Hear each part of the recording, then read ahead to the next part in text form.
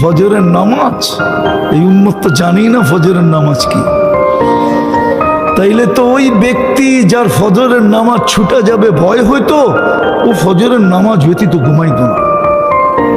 হ্যাঁ হ্যাঁ হ্যাঁ, ফজরের নামাজ তো জান্নাতের টিকেট। ফজরের নামাজ তো ফেরেশতাদের সাক্ষী। দুই সময় শিফট পরিবর্তন হয়, ফজর এবং আসরে।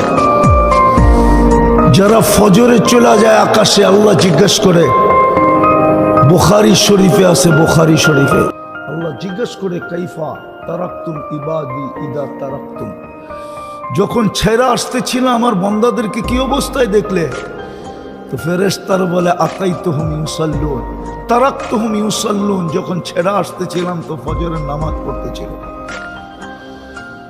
আর যখন গেছিলাম আসরে তখনও দেখছি নামাজ পড়ে।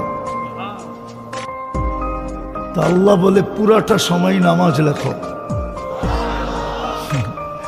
ফজর থেকে আছর নামাজ, আছর থেকে ফজর নামাজ।